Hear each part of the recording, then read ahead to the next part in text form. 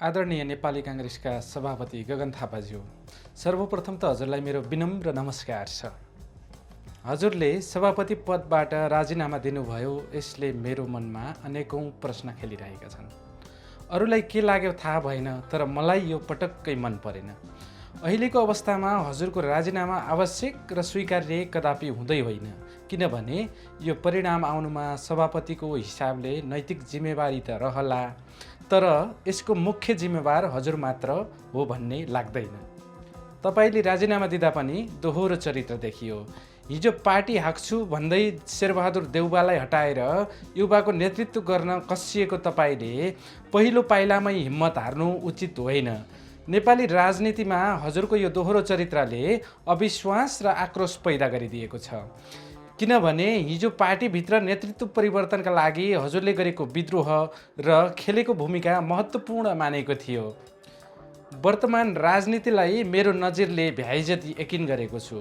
सिद्धान्त र आस्थाको हिसाबले म हजुरको पार्टीमा आस्था राख्ने र कार्यकर्ता पनि पक्कै होइन, तर राजनीतिमा जीवन व्यतीत गरेका र सामाजिक सेवाभाव बोकेका सबैले कम्तीमा एकपटक पार्टीको नेतृत्व गर्ने र संसद छिर्ने अवसर पाउनुपर्छ र राजनीति पुस्तान्तरण हुनुपर्छ भन्ने विचार बोकेको व्यक्ति हुँ। जुन हजुरबाट सुरुवात हुँदैछ भन्ने लागेकोले म हजुरको शुभचिन्तक र व्यक्तिगत समर्थक हो।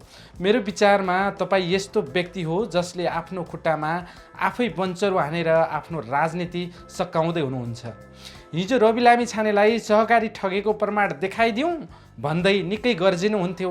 खै कहाँ छन् ती प्रमाण? किन निकाल्न सक्नु भएको छैन? हजुरको ताकत छ भने अब 2/3 बहुमत सहितको पार्टी र सरकार चलाउन लागेका रासोपा सभापति रवि लामिछाने दोषी हुन् भने हजुरसँग भएका प्रमाण अदालतमा पेश गर्नुहोस् र रवि लामिछानेलाई दोषी प्रमाणित गर्नुहोस्। अनि मात्रै हजुरलाई जनताले पत्याउने बलियो आधार बन्नेछ र तपाईँको राजनीतिमा लागेको कालो धब्बा पखालिनेछ। उहाँको मुद्दा अहिलेसम्म पनि अदालतमा विचाराधीन छ। होइन भने आफ्नो राजनीति जोगाउनलाई अरूको व्यक्तिगत जीवनमा किन धावा बोल्नुभयो? मेरो प्रश्न तपाईँलाई। अझै अर्को कुरा, हिजो पार्टी बिग्रियो, हाम्रो पार्टी सभापति गतिलो भएन, हाम्रो अभिभावक गतिलो भएन भनेर गर्जिएर जबरजस्त नेतृत्व आफ्नो हातमा लिनुभयो, तर आज फेरि सभापतिबाट राजीनामा दिएर फेरि अर्को कुन खेल रच्न थाल्नुभयो? नत्र पार्टी सभापति जस्तो विशिष्ट पदलाई हजुरले आफ्नो बङ्करमा राखेको पैसा सम्झनु भएको छ?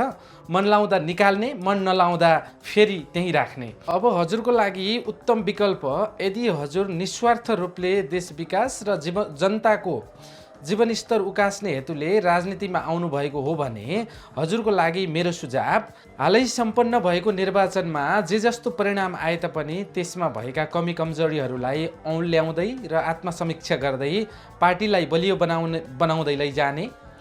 हिजो पार्टीको अधिवेशन चरणमा जुन धारमा उभिएको भए पनि ती कुरालाई बिर्सदै पुराना र नयाँ सबैलाई ससम्मान साथ अनुरोध गर्दै सम्मानजनक पद र जिम्मेवारी दिएर एकैसाथ लिएर अगाडि बढ्ने। हिजो सरकारमा रहँदा आफूले जानेका र सिकेका अनुभवहरूलाई सेयर गर्दै बालेन्द्र शाह नेतृत्वको नयाँ सरकारलाई सहयोग पुर्याउँदै देश निर्माणमा अगाडि बढ्ने। विगतका नेतृत्वहरूले गरेका गल्ती र कमजोरीहरू बारे आफूलाई भएका जानकारीहरू सरकारलाई दिँदै छानबिन र कारबाहीका लागि मार्ग प्रशस्त गरिदिने।